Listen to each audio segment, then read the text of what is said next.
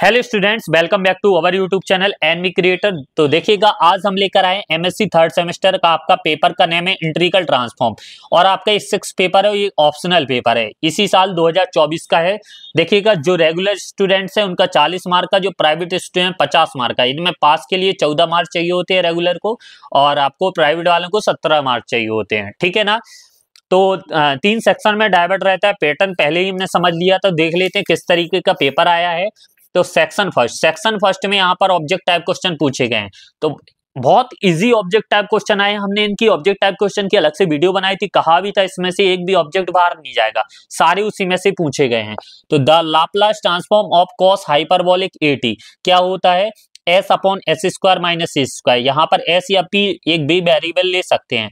तो क्या है दूसरा? P upon P square minus C square, जहां पर P greater than modulus A. ठीक है ना। तो पहले का हमारा दूसरा आंसर सही हो जाएगा। अब आपका दूसरा ऑब्जेक्ट टाइप क्वेश्चन है, if d square y upon d t square plus y equal to 0, if y equal to 1, d y upon d t equal to 0, when t equal to 0, then value of y की value हमारी निकलेगी cos T. ठीक है ना। तो दूसरे का हमारा दूसरा सही है। अगला है, हमने बताया था one dimensional heat equation, 2 dimensional heat equation में एक अवश्य पूछा जाएगा, और इसमें से पूछा भी गया है, एक हीट का एक वेव का। तो आपका del square you upon del t square plus c square del square you upon del x square called one dimensional, ये आपका वेव इक्वेशन है। तो इस तीसरे का पहला आंसर सही है। ठीक है।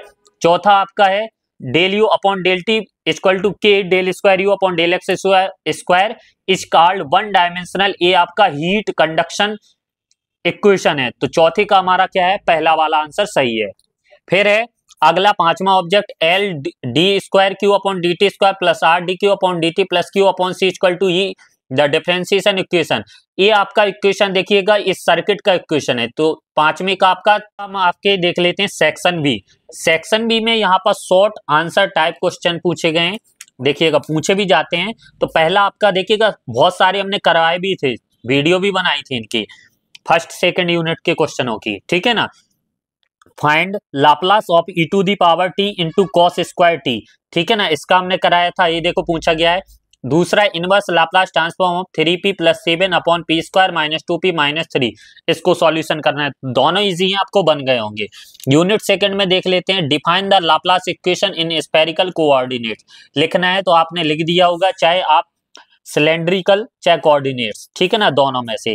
फिर है यूनिट थर्ड से, define the 2 dimensional wave equation. इसको डिफाइन करना है, थोड़ा सा डिफाइन करके बस इक्वेशन को लेके देना था, या define one dimensional wave equation. ठीक है ना, बहुत इजी है। फिर फोर्थ यूनिट से, solve the initial value problem using Laplace transform d square y upon d t square plus 2 d y upon d t plus 5 y equal to e to the power minus t sine t, where y of 0 equal to 0 y dash of 0 equal to 1। ठीक है ना। तो ये बहुत easy है, पहले इसको solve कीजिएगा। हमने क्रम तरीके से इनकी अलग से वीडियो भी बनाई है, आप इंटीग्रल ट्रांसफॉर्म नामक प्लेलिस्ट में जाइएगा, वहां से सारे लेक्चर आप इनके देख सकते हो। ठीक है ना। फिर इसके अथवा में एक्सप्लेन द इंटीग्रल इक्वेशन। ठीक है ना, ये पूछा गया है। यूनिट 5 से, define one dimensional heat conduction equation, या define heat conduction equation in cylindrical solid. देखो, one dimensional heat conduction equation आपका ये ऑब्जेक्ट टाइप में क्वेश्चन पूछा गया था, इसी को डिफाइन करना है। अब हम सेक्शन सी में बात करते हैं लॉन्ग टाइप क्वेश्चन के बारे में। ठीक है। तो देखिएगा, find Laplace sine hyperbolic T upon T. इसके कई तरीके के ऐसे सवाल हमने सॉल्व कराए हुए हैं और पूछे। ये तो अभी हमने 3 दिन पहले ही वीडियो बनाई है इसकी, हमने कहा भी था कर लेना। Find the Laplace transform of sine A T upon T, does the transform of cos A T upon T exit. इसकी वीडियो हमने 3 दिन पहले ही जस्ट अपलोड की थी। ठीक है ना। और वही क्वेश्चन सेम हूबहू आपका पेपर में पूछा गया है। Third question, find the solution of Laplace equation in Cartesian coordinates bye the method of separation of variable. ठीक है, या आपका स्फेरिकल कोऑर्डिनेट से पूछा गया था। इन दोनों में से किसी एक को आपको सॉल्व करना था। फिर है अगला, find the solution of del square you upon del t square equal to c square del square you upon del x square by the method of the separation of variable. ये आपका one dimensional heat equation, wave equation, heat equation जो भी है, इसकी सहायता से आपको solve करना है। ये सेपरेशन वेरिएबल से इसको सॉल्व करना था। ठीक है ना।